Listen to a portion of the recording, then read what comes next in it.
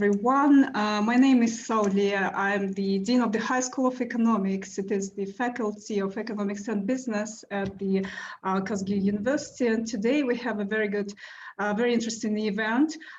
We are hosting the Let's Talk Research Seminar, which is the series of seminars intended to enhance research culture, improve relevant skills, and disseminate best research practices.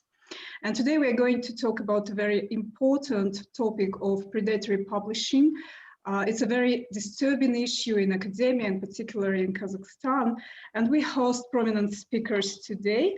So we have three speakers today. We have Martin Srholec, who is the Deputy Director for Research at Center for Economic Research and Graduate Education, 𝗬𝗂𝗍, at Charles University, Czech Republic.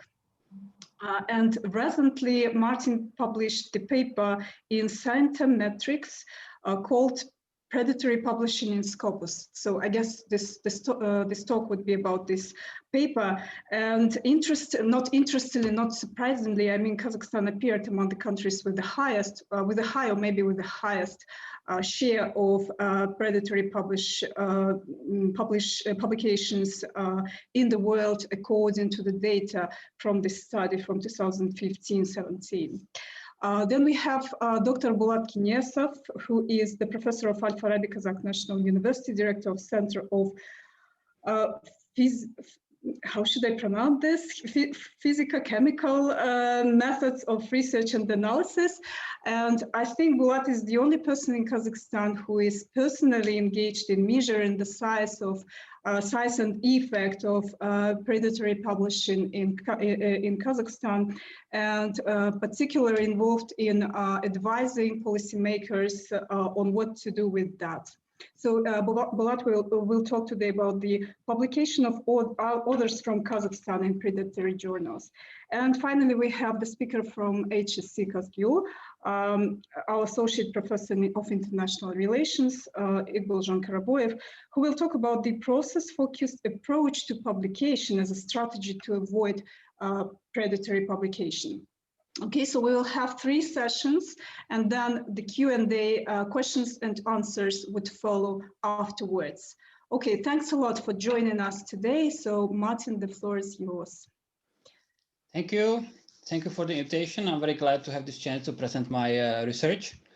I'm based at 𝗬𝗍 in Prague, as has been already said, where we have a very good PhD program with scholarships focused on economics. So if you have a student or if you yourself would be interested in studying abroad, please check our webpage. You will find everything needed out there.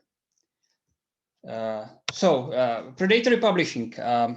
My interest in predatory publishing was triggered about 5 or 6 years ago, where there was a scandal in Czech academia.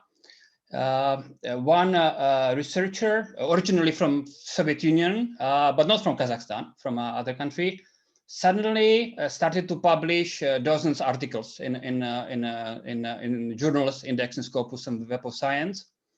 He was not exactly junior level, and he didn't have much publications before. So suddenly there was an outburst of publication from him, and it quickly came out that most of these articles were in journals that become known as so-called predatory journals. Maybe questionable or fraudulent journals would be equally well used labels, but it's predatory label has been started to use to describe this kind of journals. I assume most of you know what predatory journal is.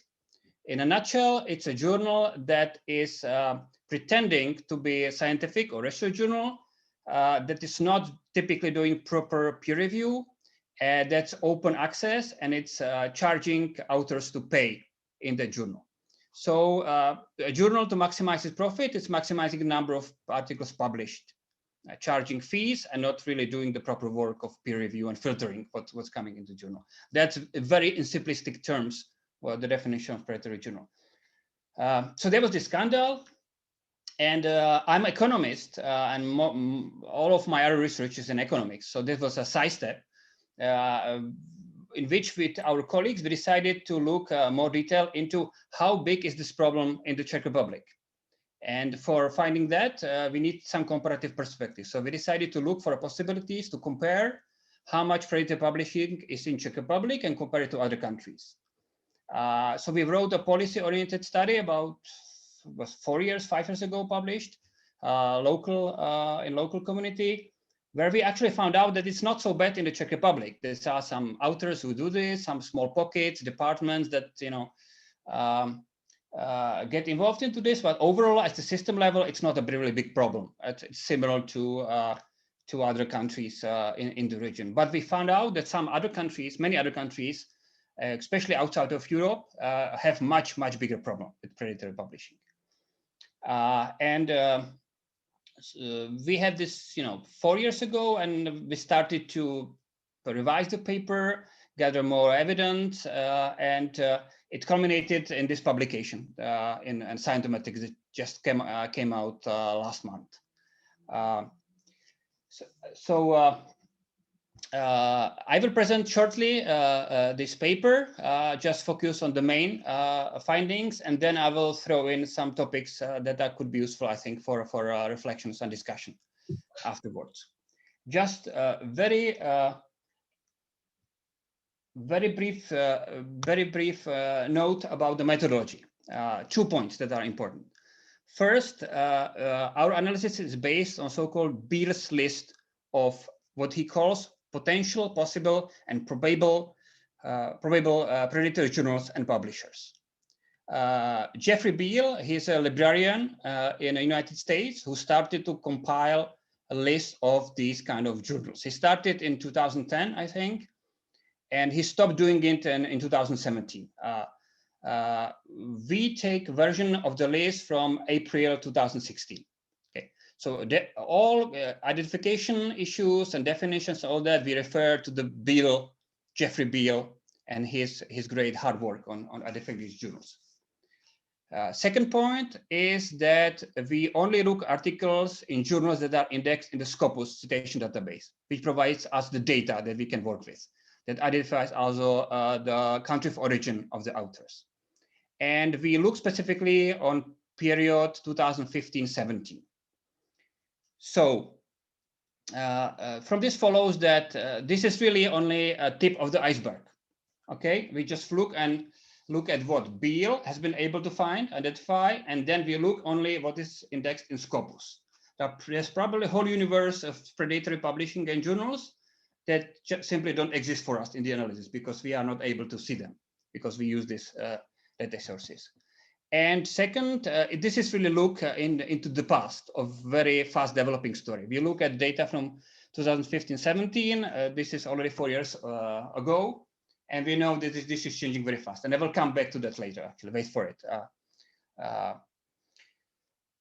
The journal also have supplementary information for download. There is the full list of ESSN of these journals and names of these journals. So anybody can work with the list, follow up on our work.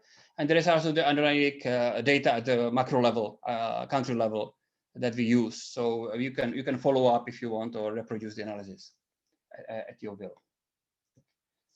So the only result I will present is this map, world map, where the darker area, the more predatory publishing in that particular country. Specifically, this is the share of predatory publications as a percentage of total articles in Scopus of that 3-year period. And you can clearly see the dark area, Kazakhstan in the middle. Kazakhstan, in fact, is the darkest. It's the #1 in the world, the highest share of predatory publishing in Scopus in that period. 70% of articles are in this questionable journals. If you look at the map, you can see clearly the pattern. The darkest areas are in Northern Africa, Middle East, and Asia, specifically South and Southeastern Asia. In the article, we go much deeper into the cross-country differences and even what can explain them. and all that. I will not go into that details. You are all free. I welcome to read the paper, but in the given time, I will focus on Kazakhstan. Okay, and here it's information that is not actually in the paper that we extracted especially for the seminar. And this is a list of the top 10 predatory journals from this 𝗵𝗿𝗱𝗁 list that is containing authors with affiliation to Kazakh institution. So it's the most prolific Kazakh published journals that are predatory, and top 10. You can see the number of articles in the second column that were published from Kazakhstan over that period, and the first column is the name of the journal. In total, there is 1,182 papers in 68 predatory journals with at least one author from Kazakhstan. What you can see, most of the journals, at least these on the list, but also overall, are in life sciences. And wait a minute, I think I got it. Life sciences, so definitely social sciences. You are in economics, right? So for example, you can see it's 𝗬𝗂𝗯𝗹𝗶𝘰.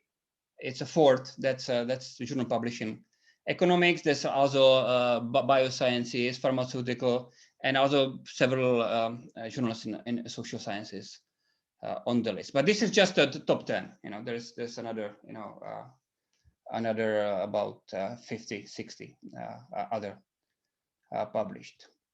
And this is important. I actually find out last week that all of these 10 journals, top 10 journals, have been in the meantime discontinued in Scopus, expelled from the Scopus, from the citation database, in 2016 or 2017. So Scopus is apparently doing the homework of trying to address this problem. And in the meantime, all these 10 are out from the citation database. I'm not sure, maybe we had a little impact on that, because actually our previous work, we presented to what's called Scopus Content Selection Advisory Board in 2017. This board had a meeting happened to have a meeting in Prague, and we presented our results that we had at the time to them. We had about 1 hour, maybe 1.5 hour chance to talk to them. This is a board consisting about 20, 30 researchers from all around the world. That means meet one or maybe twice a year, and who decide which journals get indexed newly in Scopus and which are kicked out from Scopus. And so we had the chance to talk to them. Maybe it had a little impact on what they did. So they kicked out these journals, but that doesn't mean that the problem is gone. The problem is solved. Because first, these journals, they of course continue to exist. So even though they are not indexed in Scopus, they still try to lure researchers to publish into them. And second, this doesn't mean that other questionable journals, perhaps some morphed versions of those, or the same people starting a new journal, did not get into Scopus database in the meantime. So this doesn't mean that the problem has disappeared from the face of the world, but Scopus is obviously trying to address the problem. I will come back to the Scopus selection criteria and how it works at the very end. But this is kind of good news. Okay, the Scopus is trying to address it. It also means that the problem is real. Okay, Scopus acknowledge that this is a serious problem. They are addressing it. So we are not just splitting the hair. Okay, and now reflections. What does it mean? What do we take out of it? I'm also, as our colleague who will talk shortly, very much involved in the governance and evaluation of research in the Czech Republic, working for the government, trying to pull out and establish a system that will be fair and advanced, able to identify the research excellence and advise allocation of research funding. And this is really key. Okay, in my view, that explains this explosion of predatory publishing. And it's not only at the national level, it's of course at the institution level, incentives for publication, and it's also at the individual level for career progression, even for PhD students that sometimes must publish at some institutions before they are allowed to present their thesis. So the governance and evaluation of the research at various levels is really essential, and how this is done is really between the lines, so to speak, explaining what of the differences between countries. Just two quick points. Which research evaluation systems are very prone or fertile ground for predatory publishing, and what the evaluation system should or should not do. Evaluation system should check the actual content of papers by itself. It shouldn't simply rely on citation databases to identify what's research output and what's not. So it shouldn't rely on Scopus indexation. It should, in one way or another, check the actual content of the papers that is evaluating. Maybe some selection of those outputs and peer review by itself, but always look at the actual content. Don't rely on some external identification of what is research output and what's not. And second, it's really important to make a distinction between quality of index journals using bibliometrics. So not just count numbers of journals that are indexed, but really look at which journal, what's the quality of the journal in which the research is published. Looking at citation impact, for example, that's very good criteria that will filter out most of the journals that are questionable. And the worst that can happen is to resort to some automaton, to some algorithm that will simply award points for publications and don't really look where they are published and what's the content of those journals. I know that in some countries these systems work, and there was also a case in the Czech Republic until recently where we had this points awarding for publications which were really incentivizing researchers to maximize numbers of points regardless of anything else, and then money allocation attached to it. If I have still 1 or 2 minutes, then I will say a few more words about actually silver bullet solution, in my view, of all this problem, which is open peer review in journals. Meaning that if a journal wants to shake off any suspicion that it's predatory, one way to do it is to simply, along with the article itself, publish communication from the peer review process. Okay, quickly it will be aware, it will be clear the journals that don't actually do proper peer review, they have nothing to show, and but those who do, they can simply show it in a transparent way, and everybody can see that they are doing proper work in peer review, and that this label of anybody who can question them is wrong. So open peer review that would instantly solve this particular problem in the publishing industry. Third, of course, authors themselves are, one way or another, higher or lower degree implicit in all this. And so authors themselves should be aware of the editorial practices in journals in which they publish. If you submit a paper and what comes back is in a few days answer, sort of correct the grammatical errors and pay us $500 and we will be happy to publish, then don't jump with joy, but run as fast and far away from the journal as you can. Okay, so as an author, demand that editorial practices that are declared by the journal are upheld by the journal. That the journal is doing its work, meaning specifically peer review process. Unless you get a good comments, unless there is peer review process, then it's very questionable, suspicious journal, and it's not good for you for the future, at least, to get published in that journal. And last, it comes back to Scopus and the selection criteria, not only Scopus but other citation databases, which it seems that they kicked out some of these journals. But the question is whether they kicked out these journals because they upgraded their selection criteria, or whether they actually used the hard work of Jeffrey Beall, who put together this list, and kicked out those journals that were on the list. And what happens next? Because Beall stopped doing this work already 2-3 years ago, that there is no update on the Beall's list, and new predatory journals certainly spring up. So the question is, what is Scopus really doing to stop this from happening again? And if I look at the Scopus and information on how the database is deciding on what's let in and what's kicked out, is largely based on formal criteria, the bibliometrics, on what the journal declares about itself. But Scopus is not really checking the editorial practices and peer review process in practice.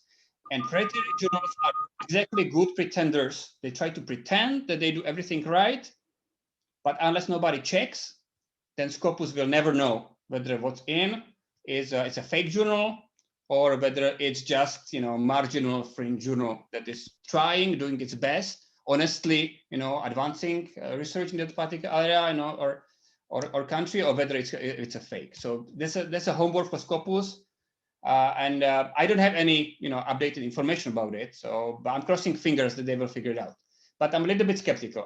My view is that they probably used Beall's list and did one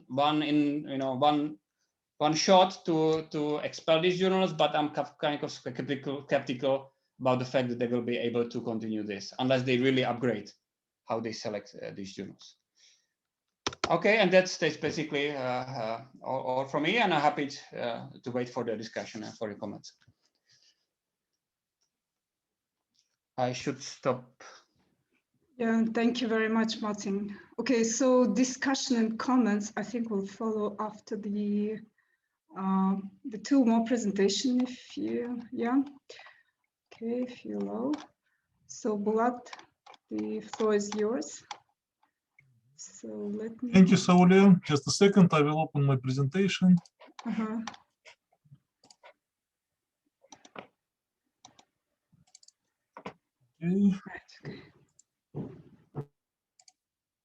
So can you see it?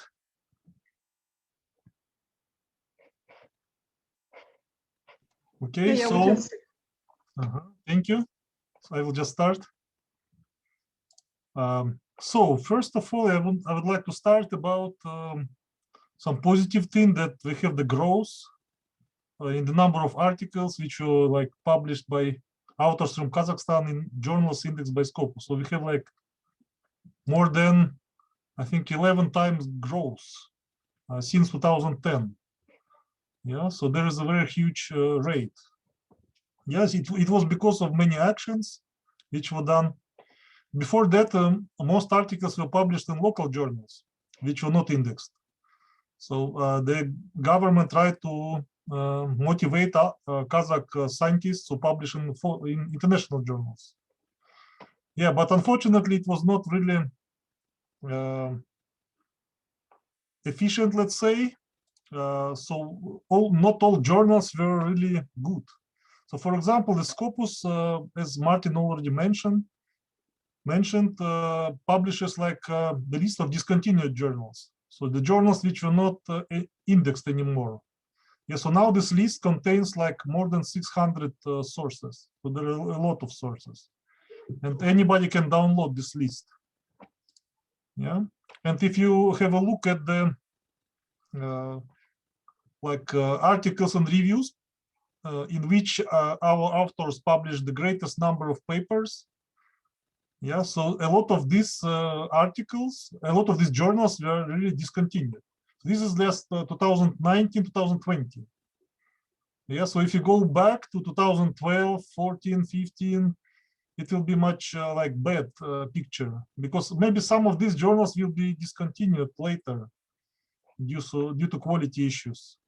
Yeah, and I forgot actually to say that there are the main reason for discontinuing journals is the quality issue, or maybe some cheating with metrics, more citations, cross citations maybe between journals.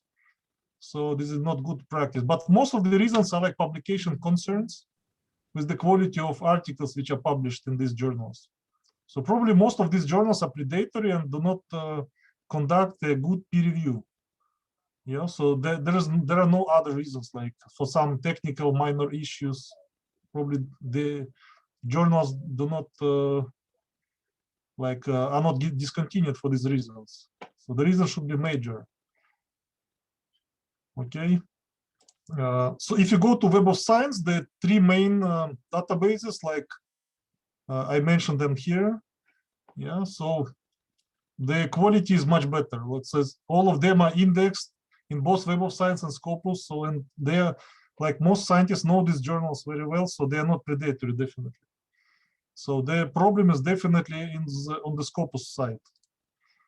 Yeah, so actually anybody can do what I did, just download the list of discontinued journals, and I even created a file which you can download and make the search by yourself in the Scopus, like advanced search, and then you get everything. There will be like more than 1 million publications in these journals.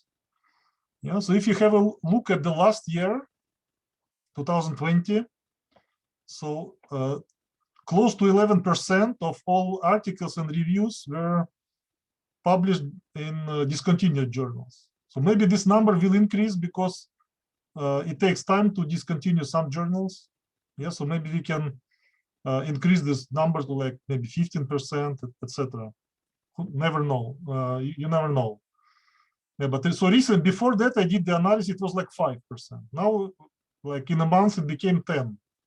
Yeah, and we moved from 6th place to 5th. Yeah, so situation changes. Yeah, but anyway, we are in the top. Yeah, so if you have a look at the statistics, so the worst years are really 2013 to 2016, where it was like close to 50% of all articles were in these journals. Yeah, so numbers go down, and the position goes down also. It's really good. So it used to be first. Now it's like 6th, 5th position. It's better. Yeah, but not as good as it should be, really. So it used to be like 64 in 2011. Yeah, like, and 120 something in 2010. So we could do much better, really.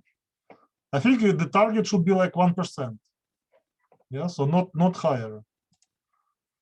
Okay, so the main reasons are basically the first reason is legislation, which is imperfect, has many problems. Like quality is not considered, is not controlled, let's say. Yeah, and also the problem is on the side of scientists. Yeah, like poor understanding of the ethics, like lack of skills in writing, and maybe lack of some equipment to do the high quality research. That just good journals do not accept their articles. So that's another reason. And actually poor funding is also another reason.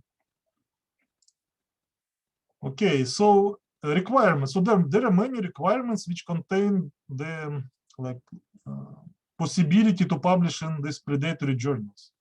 It's like PhD, requirements to PhD, like titles, supervisors of students, results of projects, funding, let's say, like members of National Research Council and reviewers. Yeah, so there are a lot of things where these articles are counted. Not good. Yeah.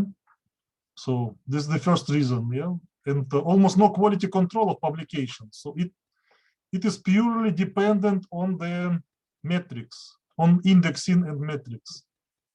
Yeah, so actually, as Martin already mentioned, so metrics in Scopus, it doesn't help very much because like some of the discontinued journals, they have very high like site score, percentile. Yeah, so like they are not filtered. And our scientists, they find such journals and they publish there. Yeah, so these filters are not efficient, really. Yeah, if you have a look at the statistics of PhDs which were graduated, yeah, you see that like about 60 to 70% of all graduates had at least one article in discontinued journal. Yeah, it's really big picture, bad picture. Yeah, like and actually 40 to 50% of them they had only articles in such journals. Actually, in some specializations, these numbers were like 100%. Like all PhD graduates, they defended with articles in predatory like journals. Yeah, if you have a look at the statistics for the last 2 years, like some universities, you see that they have like 50–40% of all articles published in such journals. Yeah, so actually it used to be worse. It used to be like 80% for some universities. So now it's getting better, but anyway, it's like still very high. I think the lowest number is less than 0.1%. It's like Nazarbayev University has very good policy for this case. Yeah. Okay, so recent actions. So actually the government, the ministry, actually tries to do something about that. Yeah, first, for example, last year, publications in discontinued journals were not counted for like publications of research project supervisors, and also they will not be counted in the future for the research projects. Yeah, and also there will some motivational tools, like PhDs were motivated to publish in stronger journals. Like instead of 4 publications, they could have 1, but in a better journal. Yeah. It's not like punishment, it's like positive reinforcement. Okay, and also reviewers of project now needs to have like 3 articles in only Web of Science journals, first 3 quartiles. Yeah, but anyway, it's not enough, really. It's really a very small portion of the work which should be done. Okay, if you have a look at trends, you see that Kazakhstan declines, but actually Uzbekistan goes high very fast.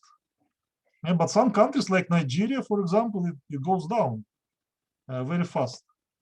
Yeah, and also some other countries go down, like Iran. They also had a major problem, but they decreased like 1 order of magnitude. Yeah, so some countries really have like improved their policy and improved the numbers. Okay, so more ideas to decrease these fractions.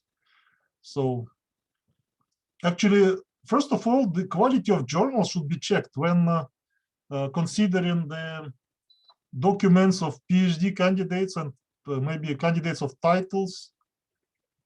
Yeah, so actually more research should be done on scientometrics, and these results should be published and used by scientists and also government to better, like, let's say, fight against such publications. Also, we can report to Scope and Web of Science about questionable journals. So if there is some activity, so they can be contacted and they could take some action and discontinue the bad journals. Okay.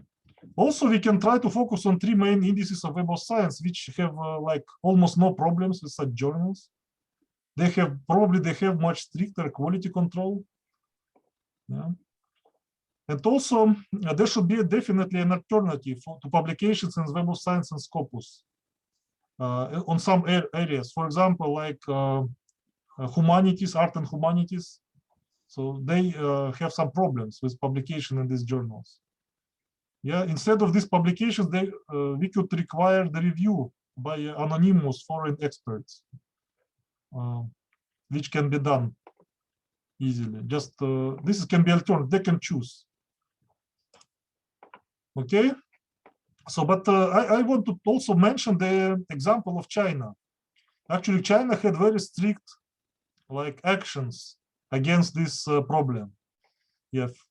Actually, after first publication in a questionable journal, the scientists get the serious warning. Yeah, and then if the second publication is found, then this scientist can lose the grant and maybe even position. Yeah, so it's very bad for the career. Yeah, and also the organizations which will not check the quality properly, yeah, they will have decreased funding. Yeah, so it was very strict. It was publication in Nature about these actions. And actually it worked, you see. So it used to be like 2-point-something%, and then it immediately went down to like 0.1. Yeah. So it's possible to fight against such problems. Yeah, and it can work. And also we can do something like that. And also from my side, I want to mention that some universities are really active against this problem. Yeah, and I know that the League of Academic Integrity, they have also some, like, let's say, recommendations for the creation of the list of journals which are recommended for publication. Yeah, and this list is developed using some rules, and this list should not contain these predatory journals. Yeah, so definitely a lot of things can be done on the site. Yeah, and also scientists should be educated. Yeah, how to avoid it. It is not bad, and I think our seminar should also help. Okay, thank you for attention. I will be happy to participate in the discussion after all presentations are finished. Thank you. Thank you very much, Bulat. Okay, so we have the final one, 𝗂𝗂𝗱𝗶𝘁𝗍𝗄, and then we can move to the discussion. Thanks a lot. Okay, hello. Hello, thank you for everyone, for organizers, for participants, yes. And thanks to the previous two presentations. And now I will present my individual researcher perspective. I didn't have this kind of, like, for example, Bulat Kenessov's experience both as a researcher but also as on policy level. So it was very interesting to hear their perspectives. But I think we also need to also this kind of bottom-up perspectives, yes, of researchers. We are global researchers. We are working from global south, from the periphery of academic world. Yes, you accept it or not. We are at the periphery, but we have to publish like as everyone else. Yes, and so that's why we have our own kind of challenges, barriers, and hurdles. So, and my presentation is, so I chose this title, like process-focused approach to publishing as a strategy to avoid predatory publications, because I think that now both on policy level and institutional level, and as a result on individual level, we are very much focused on a product, which means we have to present the product to our employers, to our ministries, etc. And this too much focus on product is kind of weakening our focus on the process. So we have to shift or refocus our attention to the process. Why? Because the process is very important for academic publishing. Yeah.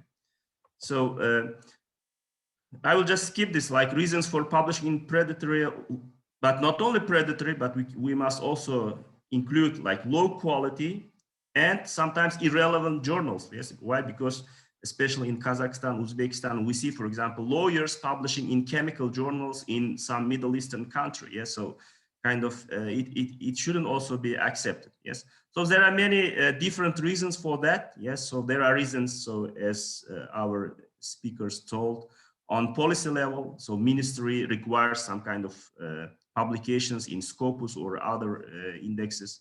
Then there's also institutional level, which means universities. They have to follow the ministerial requirements, but they can also have their own additional reasons. For example, our region now, we have some universities trying to enter global rankings of universities like QS or others. And so that's why they can feel a need to increase the publications of their faculty. But then there's also reasons on individual level, like there is publication on the reasons for authors to publish in predatory publications by, I think, Selman Kurt in 2018. And he kind of identified 4 reasons, like social identity threat, like researchers from the third world, they don't dare to submit their applications to Western well-positioned journals. And so they kind of willingly or unwillingly send their articles to low-quality journals in the third world or global south, etc., etc. But I think from my own observation, there is also this market factor is also important today. And this, from what I saw, there isn't much research on that. There's also market level, which is contributing to proliferation of predatory publication in our region. By market level, I mean, now we have a lot of intermediaries, like you have individuals, but also you have kind of companies like famous Russian company Международное издательство, like international publishing house. So they are entrepreneurs and they are promising authors quick path to fame. Yes, and some of researchers are kind of again here knowingly or unknowingly, yeah, getting into their trap. About this process-focused approach, apparently, so I'm just starting to research this process-focused approach. So process-focused approach was first initiated in educational area, especially in writing courses, how to teach writing courses, where educators, they said kind of there are two ways of teaching how to write. There is product focused methodology, but then there's also process focused methodology. And then later this distinction and especially this process focused methodology was also adopted by, for example, different sectors, like, for example, here I just put, for example, references quotes to process focusing from 3 different sources on internet. For example, very famous American novel writer, where he says that like long-term professionals, they should focus on the process, yes, not on the product, yes, or a business news website and also English teaching website. Like without getting into very much details, yes, I will just put you here this very short comparison between process writing and product writing. And in fact, in product writing, like the process works like as you see here in the table, yes, the teacher would ask students to write a text, yes. But in order to write a text, the students would just have a model, kind of, for example, an excerpt, text from already published from famous novels or so prose or poesy, etc., etc. So the student's task is to mimic this very well furnished text and to come up with their own version. Yes, for them, what is important is that they work on their own. So they try to imitate this high quality literary text. Yeah. And also they try also to imitate the structure of this text. Yes, so that's why here organization of ideas is sometimes much more important than the ideas themselves. Yes, and so here the emphasis is on the final product, while the process focused approach is here kind of what's most important is to engage in with the process of writing. And here the teacher's role is also kind of expanded. So teacher's role is not just to assign the student to come up with a final product, but teacher will have to accompany its students throughout the process of writing by constantly giving them feedback. And so it's about writing, rewriting, giving, getting feedback, collaborating, etc., etc. Yes, so it's a much more horizontal, collaborative, and also process-focused approach. And so if we try to implement, so this idea, yes, that there is a difference between product and process, and this distinction matters a lot for writing, but not only for writing, but also for academic publishing. Yes. So we can ask the question, as I said, in our regions, but also in many countries. Yes. Now, the focus on the product is primary. And so we can ask the question, is product-focused approach killing academic publishing?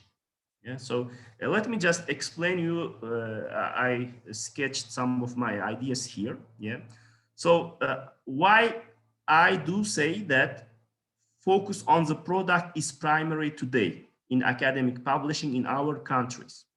First of all, you know, there's a, as I said, on ministerial, like on policy or institutional level, but also on individual level, everybody wants the product. Everybody wants to have a Scopus publication. Yes, so you like as an individual, you have to show in your performance evaluation report that you have published in Scopus. Yes, and then universities, they also have to send, or they are scrutinized by researchers, by ministries, by committees, etc., by the number of their publications in the Scopus or in Web of Science. Yes, so focus on ready product. And because and also the authors in our region, they also try to mimic an academic article text. Yes, and usually, so especially in social sciences, when you see the content of the articles published in predatory journals, yes, you see that usually they are short texts, yes, kind of, it can be like usually 8 to 12 pages in broken English with a lot of authors, which formally adopts these famous IMRAT structures, introduction, methodology, etc., even if it's not always relevant for social sciences like political science, like sociology or law, etc., etc., and also a minimum number of recent references. Yes, so they mimic the structure of, you know, the modern article. And then, so another element of supporting this idea that product is a focus is predatory journals or intermediaries. They guarantee you to convert your text, yes, imitated text, into a Scopus product in very short times. And even more, if you don't have a text, they can even sell you the product. Yes, so today you have a lot of Telegram channels or websites where they openly tell you the price, yes, for, you know, getting co-authorship. And also evaluation committees, they don't check the content, they just check the bibliometrics. Yes, so they check the product, yes, only for formal aspects. Yes, is it included in Scopus? Does it have impact factor or SGI rank, etc., etc. Yeah? And so this too much focus on the product is weakening, or sometimes it's even eliminating the process. Yes. So, for example, no attention is paid to specificities of academic publishing. So, academic publishing, it is about, you know, getting meaningful peer review. It's about participating in global academic conversation around specific topics, etc. Yeah, and also authors produce text without passing through these important steps of academic writing process. And so journals also don't provide a meaningful peer review. And also, as I said, authors, they don't take part in community conversation, and also evaluation committees, they don't evaluate content. They just evaluate the process. Yes, they just evaluate the product. Yes, and so without going further, I think like I made my point that we are only focusing on the end product, and we are ignoring a lot of important steps, important stages of academic publishing process. So that's why we, as also individuals, but also on institutional and like policy levels, we have to readjust, yes, and make a balance of focus between the product and the process. So thank you for your attention, and looking forward to Q&A session. Thank you very much, 𝗂𝗍𝗀. Thanks a lot to our presenters. So now, yes, please, the questions.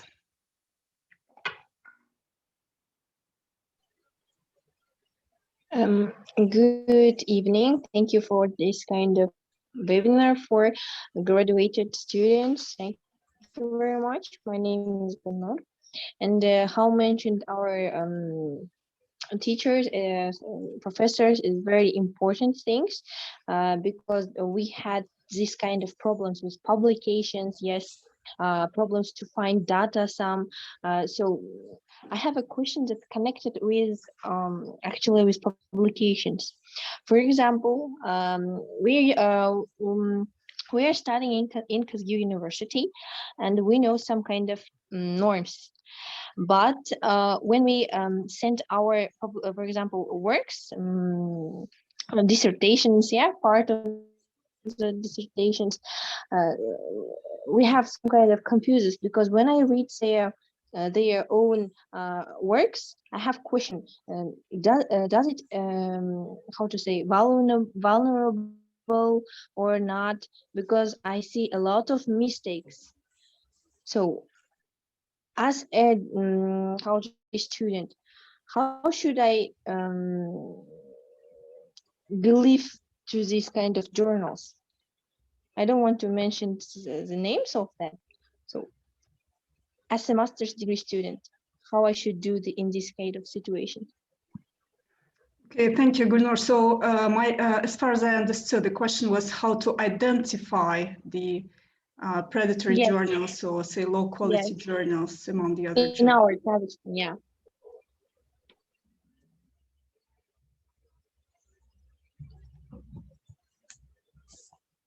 Does anyone will? Yeah, maybe I can respond.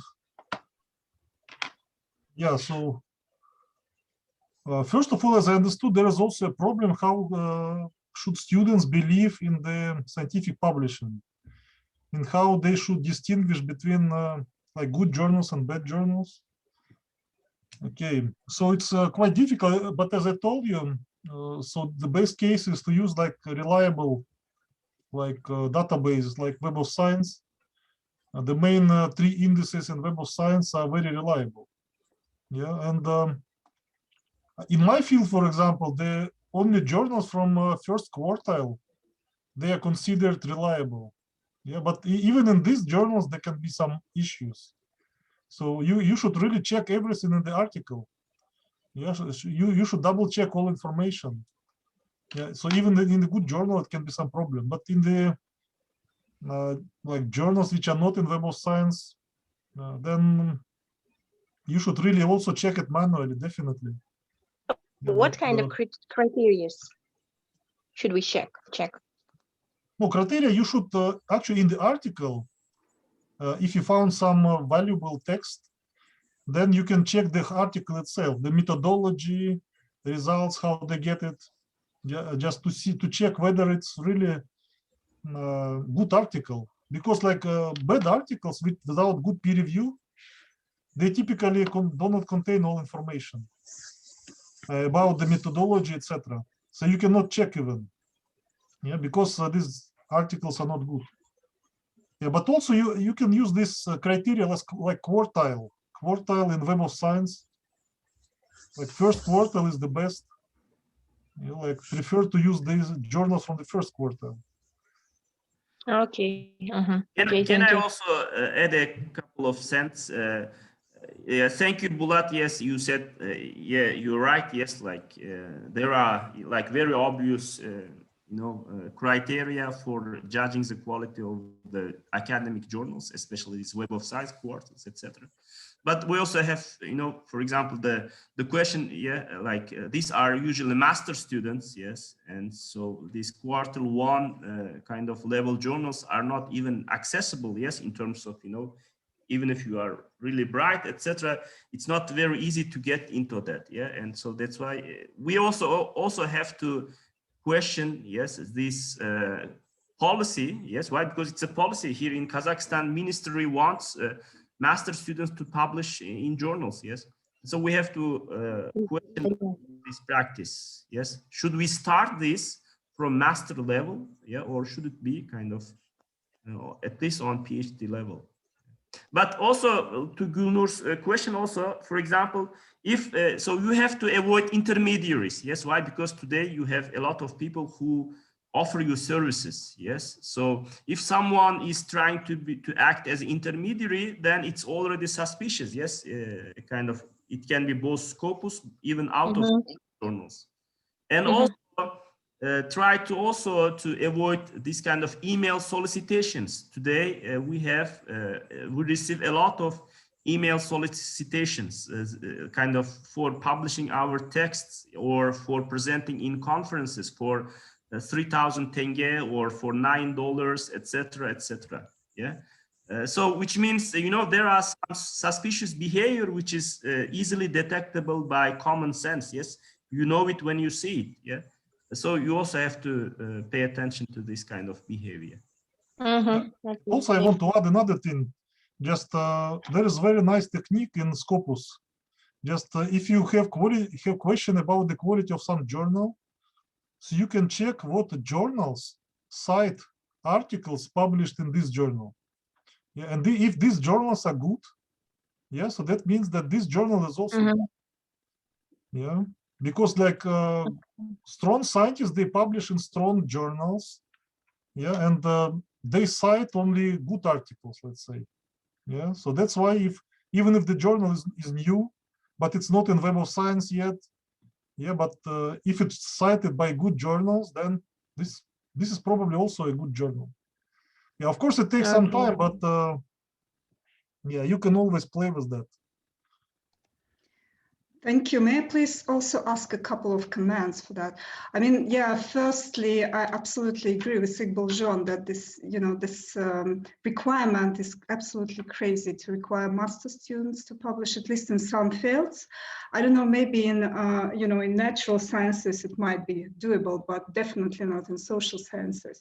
And even I did myself my PhD in the UK in economics, and I know that even for PhD students, publishing is not a requirement, at least in economics. And even in the US, it's almost not possible to publish when you're doing your economics thesis, PhD thesis. And especially when we are talking about Q1, for example, journals, obviously they are the best journals, but for the economists, say for the average economist, it's almost impossible to get into them. And for example, in the UK, I mean, I think the more important thing is the internal peer review, maybe. So we are definitely lacking it in our country. And for example, just to mention the example of UK, they have the Association of Business Schools. Gülnur, I think that might be useful for you as well to go through the list of recommended journals by the ABS, Association of Business Schools, because they also have psychology there, and they have the list of schools which is sort of quite large, and they update it every, I think, 3 years or so, and there they have the list of journals. They're just appearing, like appearing emerging indexes, something on Web of Science, but they are reliable, they're believed to be reliable, and they are recommended to be to publishing. And also you should also talk to your supervisor, to your I mean, yeah, but firstly, yeah, the reason when we these incentives for people to publish and they can't do so, obviously they will find a way to, you know, to avoid the rules. And yes, sorry for interrupting. Yes, because how you mentioned before, yes, we had this kind of problems because we want to publish we have to publish our works, but we have a problem with the journals academic in Kazakhstan.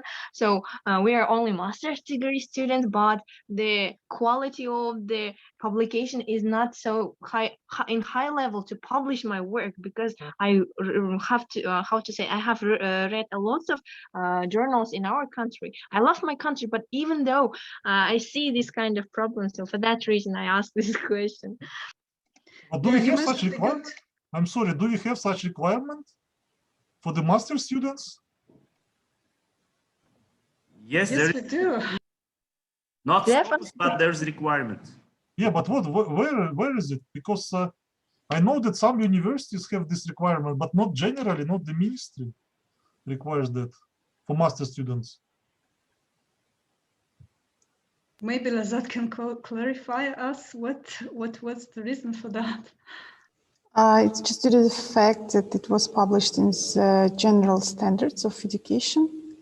So the master students, they do not have requirements on the quality of the journal actually, that they have to have publications, or at least they have to participate in the conference or something like this and have a confirmation of their participation. I think the second point is also that we are lacking good country journals. Yeah, so we almost don't have reliable journals in Kazakhstan. I don't know about the other fields, but for economics, this is absolutely the case. And if we would have one at least, that would change a lot in, you know, I mean, enhancing the culture of publication and doing research in general. I think there's Nur Muhammad who wants to ask also a question. Please, Nur Muhammad. Thank you. Can you hear me? Yes. Okay. Well, I mean, it's when it comes to the underlying reasons for why in Kazakhstan, in Uzbekistan, this phenomena of predatory publishing is becoming a huge problem. I think it's quite obvious, right? You know, it ranges from the trivial corruption, lack of competence, to a lot of other things. But I was going to ask about the other side of the story. When we talk about Scopus, it's a for-profit organization, right? And they're making pretty good money. I read their profit margin is 38%, and it's owned by Elsevier, which has gotten into some scandals over the last few years. University of California refused to renew their subscription to Scopus, right? And there was a scandal also with differential pricing. I think 2 universities found out that one was paying twice as much as the other one for the same package. And I mean, at the present, when Elsevier and Scopus goes into these fairly young countries where the publishing culture is still at infancy, they are undertaking methods which actually make it very difficult to fight this kind of practice, right? I mean, they offer perks, they offer perhaps, I don't know, even money. And when we say that the citations, the impact factors, and all those things should not be used in research evaluation, it's politically very hard to implement. So I mean, what can we should we talk about that side of the story? Or what's maybe I can answer. What's your... Yeah. So about this research indicators, like bibliometric indicators, so we need them. We need them, and it really helps. But we should use these indicators very carefully. Yeah, because there are like a lot of issues. Just simple indicator of like publications and Scopus, it leads to this case what we have now. Yeah, so it should be like some also the quality indicators, some filters against like bad journals. Yeah, so and it should be developed. Like, so it's much better with bibliometrics than without it. Yeah, but if you use it correctly, it's even better. No, my question is not about the metrics, but I mean, how it's a serious social problem, right? Within the academic profession, it's a significant social problem. So when we come up with recommendations or possible remedies, you know, we say it must be objective, you know, should not use the Scopus database, should not use, you know, ABC or ABS and so on. But in practice, it's very difficult to implement, right? Because people make decisions, they may have vested interest in this. What is difficult to implement? I don't understand. What exactly is difficult to implement? Well, I think the regulators of the academic profession they do not have the right incentives to build the academic profession with long-term quality goals. Part of the reason is populism. Every minister, every rector, they want to produce the numbers so that they get the funding, they get some credits and so on. And it's very easy because Scopus and the Web of Science and the impact factors, because they're easy to manipulate.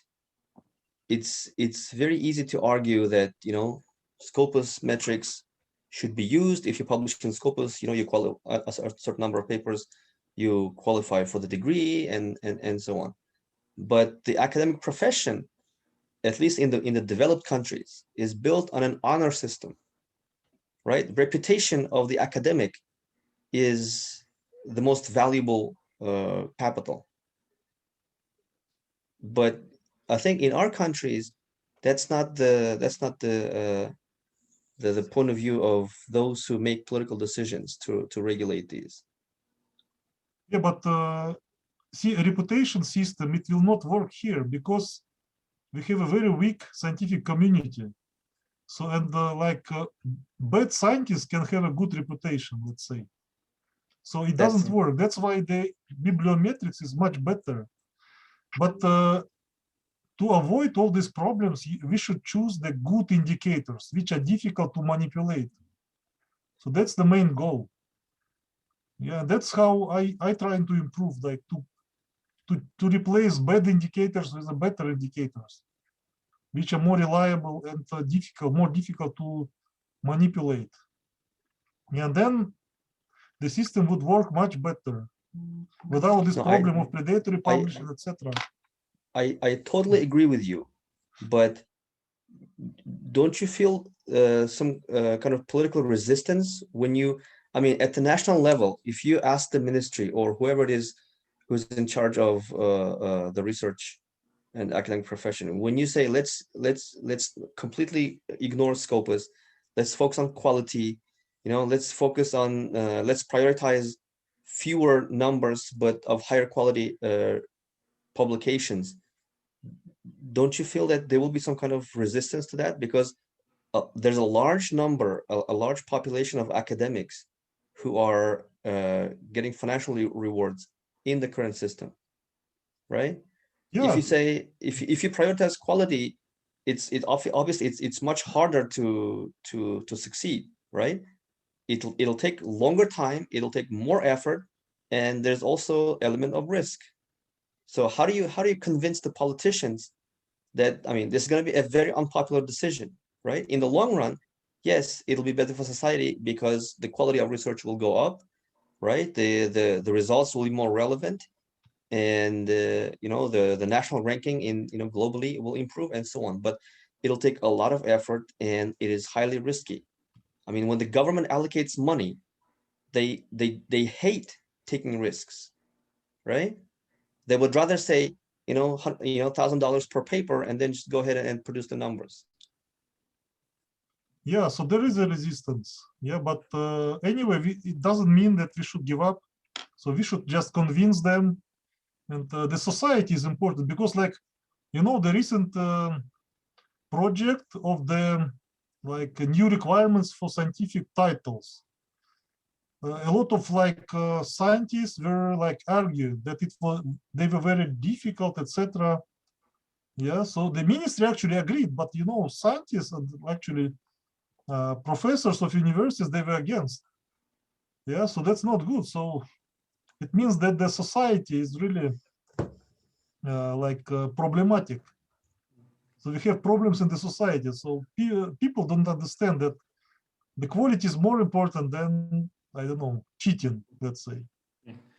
So here, can I also add my, the Nur Muhammad's point? Yes, it's because when you, for example, you got educated, you worked, or you experienced in the West, yes, and then when you come back to our countries, you see a big difference, especially about Elsevier and Scopus. Yes, Nur Muhammad just mentioned, for example, Elsevier sometimes is being boycotted by both universities, but also by researchers because of their very kind of questionable commercial behavior. And then, for example, in the West, I didn't see, or I don't see so often, for example, Scopus representatives meeting ministers of education, or the high decision makers of educational sphere in Europe. But here, when you come to Kazakhstan, Uzbekistan, Azerbaijan, Elsevier and Scopus, they very often meet, these higher education decision makers on highest level. So there is very warm, very kind of relationships, and which naturally raises this question of vested interest. Yes. So here, Martin, what would you say about this matter? Yes. So from your country's perspective. Yeah. Yes, we are struggling too in the Czech Republic. We are, of course, post-socialist country, and the tradition, especially social sciences, is it's now 20 plus years or 30 years, which is relatively short still in a way. I mean, those professors, who are now 60, they were still, grew up during the communist years and all that. So they pick up habits that are probably not very well suited for Western style, academic, environment still. So, so we are struggling too. And we established in 2008 a system that was extreme worldwide. We were awarding points for publications in both Scopus and Web of Science. And according to these points, there was an algorithm that awarded these points. We were even allocated funding for universities for research. So there was a direct correspondence between points based on publications and received funding. The system worked for about 6-7 years before it was abandoned for obvious reasons. There was a part of why we looked at the predatory publishing, because of course there was a very straightforward incentive for people to get into this and monetize directly, these publications, which was crazy, right? But you can see that it's not only Kazakhstan and countries that are not Europe or what's considered the advanced or European Union or that, but also many countries, except of those that are the top 20, 30, traditionally advanced with long traditions and established norms and routines and evaluation capabilities. Those are off the hook, but the rest of the world is really, in the wind of, problems related to evaluation and publication standards. I would say, I'm not familiar with Kazakh evaluation system, but in advanced countries, and now we have it also in the Czech Republic, what works is to have every 5 to 7 years a big evaluation nationwide with big effort, big resources to do very in-depth advanced evaluation of the research and academic system. And involve, of course, do good bibliometrics, but also involve peer review that will actually look at the content of what's been produced, ideally using foreign reviewers, not those invested and involved in the system. And that will provide kind of a mirror, to what has been achieved.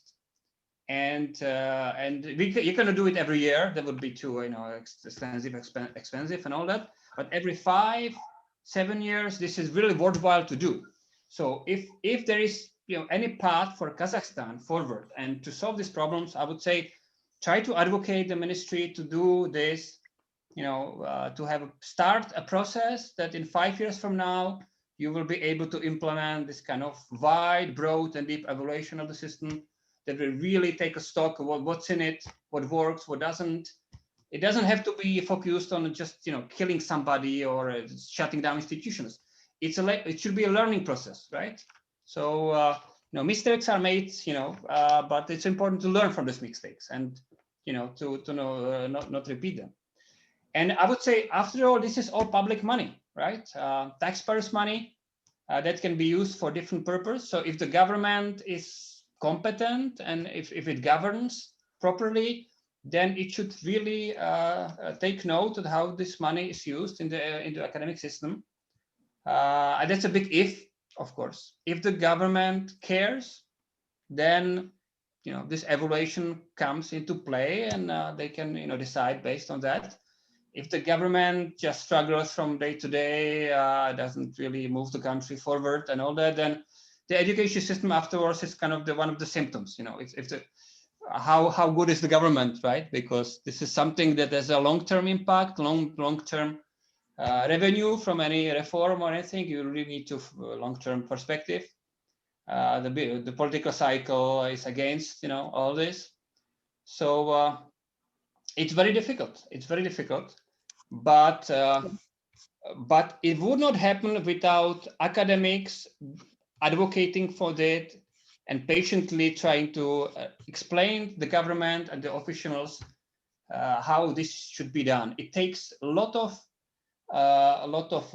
not only courage but patience. You know, judging from the Czech experience, it takes years and years and years of repeating the same basic, quite simple, you know, guidelines, but there is always a hope, you know. So I would say you know, Bulat, you are on a great path, I think, of doing what my colleagues are doing actually in the Czech Republic as well. You know, it takes a lot of work, but it can be done. You know, those countries that are now advanced, they also, you know, had to get through, you know, steps like that. That didn't happen for them overnight neither. So so patient, systematic effort for improvement, smaller and bigger steps. That's the way forward. I wouldn't be so pessimistic or, you know, throw up hands in the air and say, you know, you cannot do anything about it, and there are vested interests and Elsevier and all that. No, this is really, I mean, it's up to you. It's really up to you, and things can be done. You look at China, you know, Bulat presented it, you know. It's a special case, of course. It's a different system, but where is a goodwill, there is a way, certainly. Thank you. Thank you. Sorry, I just, yeah. I think we have the question from Nurken. Yes. Hello, can you hear me? Yes. Yes. I had to switch to my phone. Well, thank you. Thank you very much for the presentations, Martin, Bulat, 𝗂𝗍𝗱. And as 𝗬𝗍 mentioned earlier, the European countries and the United States do not require even the PhD students, not masters, but PhD students, to have those publications in Q1 journals, right? Not even Q4, Q nothing. So I have a few questions concerning that. First, I think if we take Kazakhstan, if we take even our master students, who chases the master's degree, not everybody understands where they're going. And I think it has to do with our being competitive and wanting whatever people are doing. So if my neighbor is getting a master's degree, I should get it too. So I know it like sounds silly, but again, not everybody understands why do they need master's degree, because everybody's getting it. So since 2010, people getting master's degree just for the sake of it, just to get the paper. You know what I mean? Not understanding really what does that represent. And then after master's degree, where to go, what to do. Oh, PhD, here's a chance. Let me do the PhD, and they're not ready. So most of the time in the Western countries, in the United States, even not everybody gets the bachelor degree. That's one. And if they did get bachelor degree, not even half don't go and don't get master's degree. Here in Kazakhstan, it seems to be every second person, like everybody's getting masters. And now with the PhD, the same thing, everybody gets PhD. So so I think we don't really understand why we need master's and PhD degrees. That's one. I don't know, that's my opinion. And with the PhD, they're not ready. So most of the students, and they graduate from bachelor's, they go to master's, they're like 22 years old. And then they go 22, 23 years old, they go and do their PhDs. And they're not really ready to do the research of that caliber. And even if they're ready to do some thesis accordingly, with the help of the advisors, they're not ready to do Q1. Of course, there are students who are doing, and of course, but I think it's not the level of PhD students, and we should follow European and the States in not asking the PhD students to publish in Q1 journals. That's one. And with the Bulat's research, I wonder if there's a selection. Did you divide the numbers from Kazakhstan, the number of publications, who have done these publications? Are most of them, I think most of them are PhD students. And what do we have in Kazakhstan if we don't have PhD students, the publications in Scopus and Thomson? What's the percentage of our publications of PhD students and not? Do we have established researchers who, like older generation, who publish in Q1, older in Thomson, in Elsevier, everywhere? Is there a differentiation, and what's the number? And is Kazakhstan's research only done by PhD students? Hey, thank you for question. Yeah, first of all, we cannot rely on something else in addition to publications, because our defense, it doesn't work. You know, you can defend whatever. Yeah, so only publication in like good journal helps to maintain the quality, more or less. Yeah, so without this publication, so almost everybody will get the PhD. So there will be almost no quality control. Again, the problem is that because we don't have enough scientists in the country with a good reputation, with a good publication background. Yeah, so in US, for example, without publication, it would be very difficult to defend. Even if it's not in the rules, it will be very difficult to defend without publications. Maybe your supervisor will not allow you to defend without publications. Yeah, so, but you know, not all research is definitely done by PhD students. So it's like very small portion of their publications, like 10% maybe. So we have scientists, but there's not enough. Yeah, so for PhD studies, it's really difficult to find a good supervisor with a very good publication background. With a good supervisor, you can publish, but without, it's really difficult, almost impossible. Yeah, but I would agree that I actually mentioned in that presentation that without publication, we should allow to defend PhD students from art and humanities. Yeah, at least to try. Yeah, so based on peer review, like by independent reviewers, anonymous reviewers actually. Yeah, because maybe they will be better. They will provide better quality control than publication. Because for them, it's for like 3 years, 3 even 4 years, it's impossible to publish, especially without good supervisors. You know.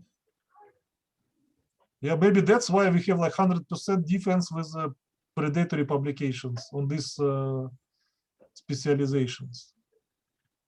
Right. So thank you. Thank you. If I may, sorry. Sorry. Yeah, after you. No, I just want to confirm that publication requirements for master students are not recommended, definitely, but even for PhD students are very damaging in my view.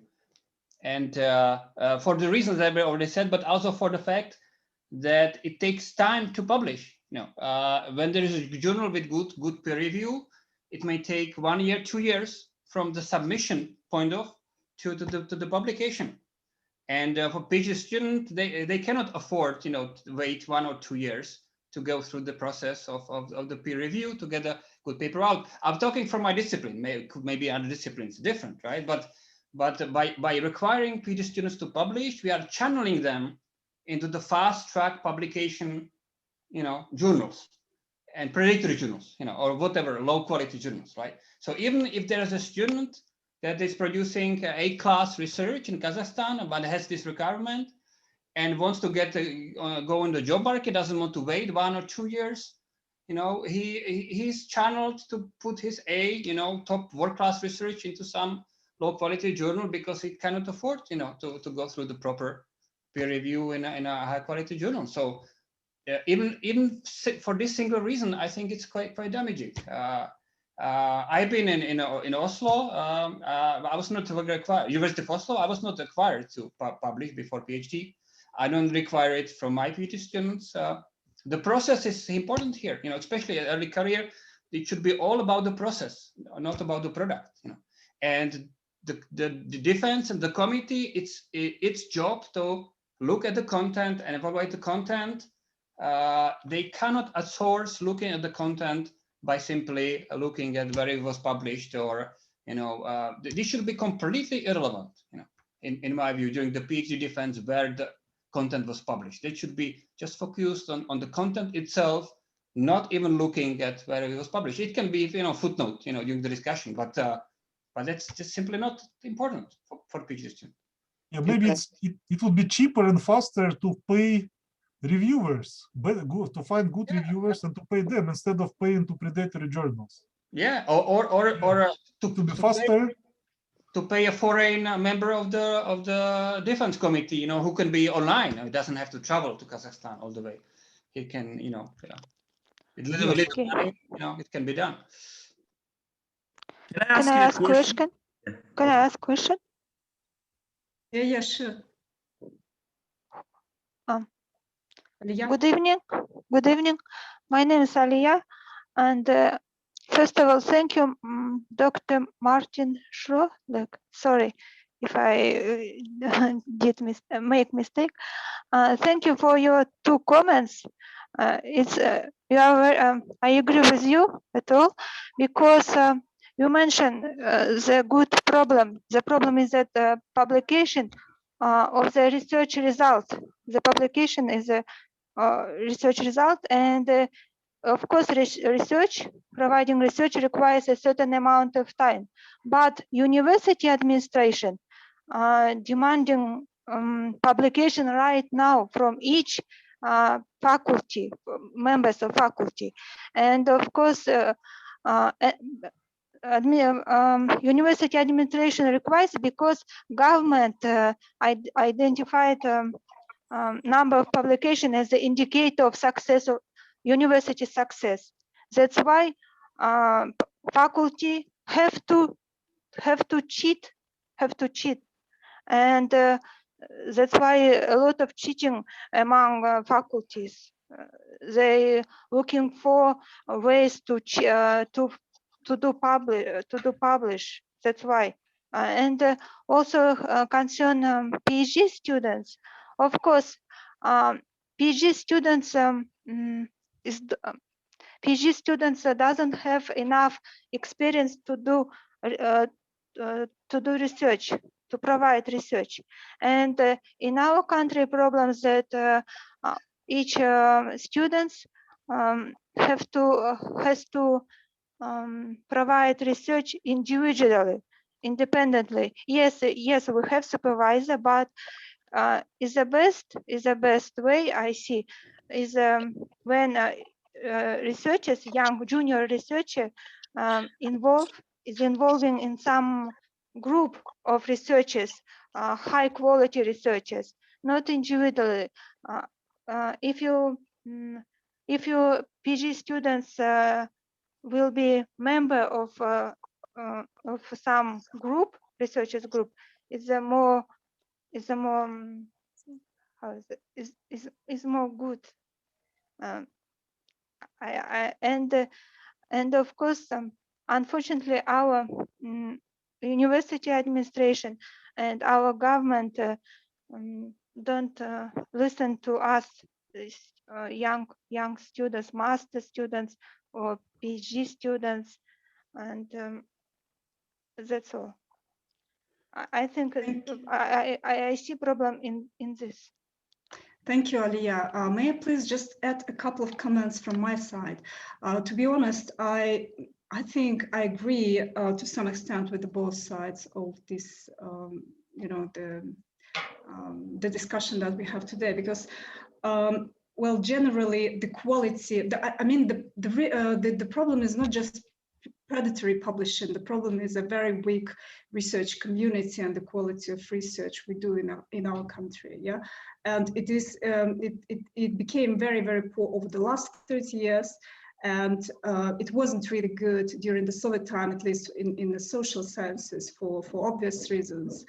But I mean, this attempt to, you know, to introduce some quality control, as Bulat mentioned, they at least could somehow, you know, I mean, stop this escalating of the producing very poor quality professionals, but not just I mean, not just publications, but people.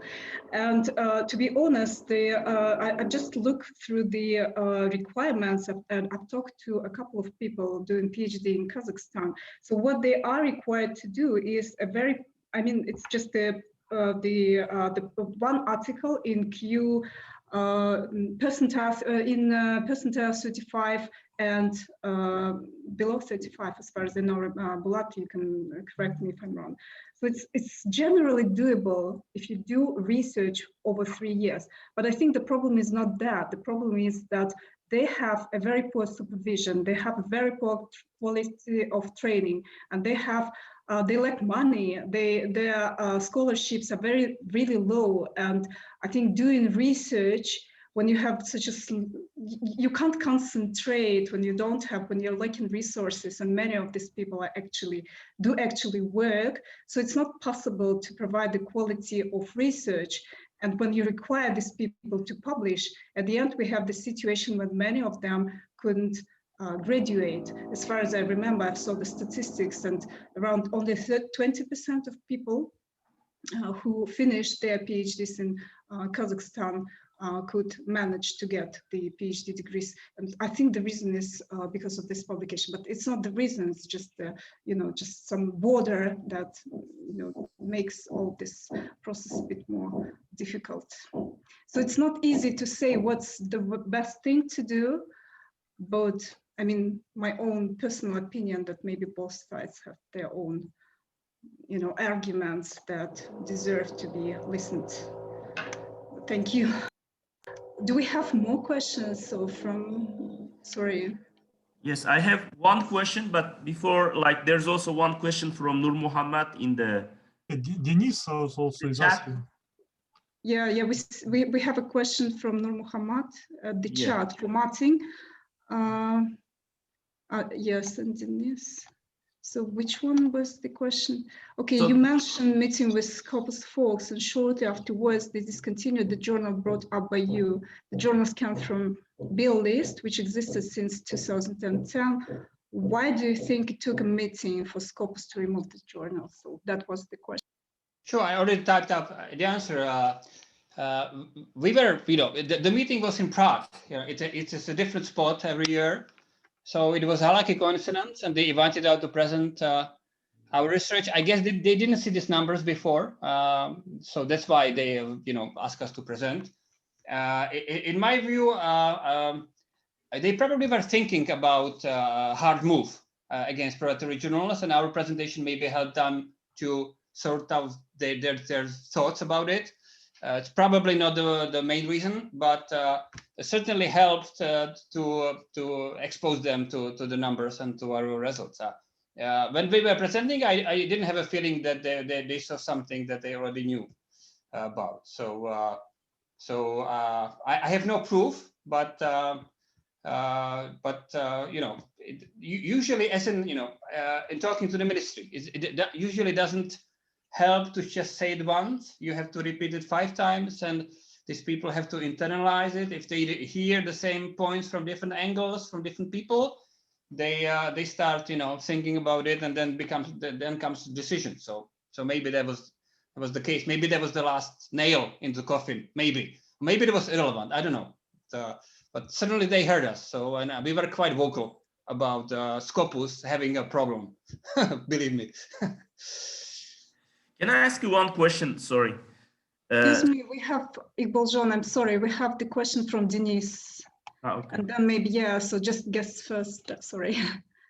Hi, Yes. I just wanted to reflect on Bulat's presentation, saying that one of the profound reasons why we have such very low outcome in terms of publication structure and culture in Kazakhstan is that a lot of people that are doing science and a lot of people that are doing PhD and are on the way, pursuing on the way to PhD, is that these people are not scientific people at all by definition, at least in medicine, at least in the field that I work in. A lot of people that are doing PhD, pursuing PhD in medicine are just people that are aspiring for getting their PhD to get an administrative position in future in a hospital, to be a chief physician or something. So these people do not do science for the pleasure of for what they call to have the pleasure of doing science. They don't really do science because they are not from the scientific culture. They're not working in a scientific infrastructure. These people just need to have this checklist of prerequisites to get a position, for the future administrative position. And one of those ticks would be PhD.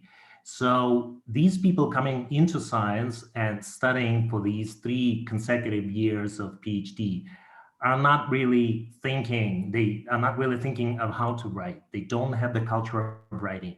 They don't have the understanding, and they don't have this this interaction with the supervisor or a mentor, because they don't even care about it. That is one of the problems that we have in medicine when there's a colossal number of papers is published in predatory journals. It's just, people just don't care. They only have to graduate from these 3 years. They must have this paper. They should pay for it. And that's it, they're done. They're completely done. So that's one of the underlying serious reasons for very low culture in publication.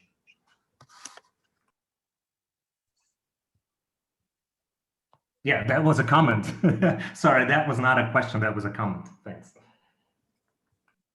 Yeah, I can understand what you're talking about. I mean, doing PhD for get some administrative work is not really that bad thing, but obviously this should be combined with, you know. But, well. Okay, we have one more question from Aliya chat. And the question is about the Scopus and how soon there will be new data on the site, on the Scopus website, I guess. So maybe Bulat can address this question. I don't know about the date when it appears, so it takes time to be indexed. Yeah, so it depends on the publisher, how fast the publisher is. Yeah, but for discontinuing the journal, it can take like 1 or 2 years sometimes.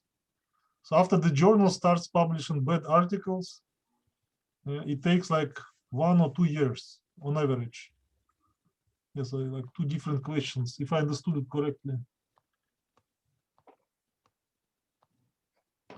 Yes, that's why I suggest that everybody should very carefully select the journal to make sure that it is a good journal, not predatory. It's good when your supervisor can help you with that, yeah. Yeah, but it's very easy. I forgot about a few other recommendations. So first of all, you can ask people where actually, what good journals there are in the field. And actually you can check where like strong scientists publish in what journals, yeah. And also you should check your list of references. So what journals you cite actually. And you should publish in one of these journals which you cite in your article. If not, then probably it's not a good work, something like that. Yeah. You can choose like sometimes like I actually in my case I consider only Web of Science, as I told. Yeah. So it's very easy to distinguish between good and bad journals. Yeah, and also good publishers. So if you choose some like Elsevier, Wiley, Springer, etc., then probably these journals are good because they check the quality. And these journals are never in the list. Thank you, Bulat. So we have the question from 𝗂𝗿𝗱𝗀𝗵𝗶, and I think this should be the last question we have for today's discussion. So thank you, Srholec. In fact, like it's right continuation of Bulat's criteria that now we have more or less criteria how to distinguish, yes, the predatory journals from normal ones like peer review, like payment, like etc., etc. But just one question was occupying my mind. It's just hypothetically, and it can also be a defensive argument from predatory journals, yes. On Scopus, one of the features of predatory journals behavior is once they are indexed, once they enter the Scopus, they start to process unusually high number of articles, yes? As for example, if in a year preceding their inclusion into Scopus, they have processed, for example, 50 articles, but once they are in Scopus, they can go from 50 to like 4,000 articles in a year, yes? So when you see the Scopus content coverage, you can see that the journals, from this journal, there are kind of 3,000, 4,000 articles, yes? And so this can be kind of an alarm, yes, sound that this is kind of something very, suspicious. But then when I checked, for example, we also have very famous and also kind of established open access journals, especially these general open access journals, like, for example, now every publisher has this one big open access journals like Sage Open, yes? Or from Nature, we have this PLOS ONE, etc. And then when I just compared, they also process kind of 2,000, 3,000, 4,000 articles per year, yes? And so here, what would you say, like Martin, Bulat, yes? So what distinguishes, for example, this PLOS ONE, yeah, which is also processing very, very high number of articles for one journal from other journals? Yeah, as I told you, this is like a well-known journal, so good scientists publish there. So that's the main difference. And the journals, this journal is cited by other strong journals. So not by some like strange journals. You can check if you go to references and like citations, you will see. Yeah. So if you have time, I can even show. But actually, we're out of time. I have the lecture very soon. Yeah. The difference is peer review. I submitted a paper to PLOS ONE and it was rejected. It was a very good review. I was kind of impressed by the rejection. It was so my opinion of PLOS ONE really improved after that. No, I was not happy about it, but it was a good job. Yeah. So it boils down to peer review, and these big houses, they can afford, yes, to provide peer review to thousands of articles per year. Yeah. So, yeah. Thank you. Okay, so thank you. Thanks a lot for everyone. I think we have to finish our session today. Thanks a lot, dear presenters, for your very, very valuable contribution. And thanks a lot for everyone for joining us today, for your questions and discussion. I just wonder if maybe we can have the presentation sent to the participants, if you don't mind. If so, please let us know. And please share your presentations with us and we will send them to the participants. Okay. Right. So hope to see you again. Thank you, Bulat. For organizing such a such an important seminar. I think we didn't have such seminar for, I don't know, we never had it on the predatory publishing. So it was the first one. Yeah. Thank you very much. We think it's important, yeah. Martin, thanks a lot. It was very nice to meet you and hope to stay in touch.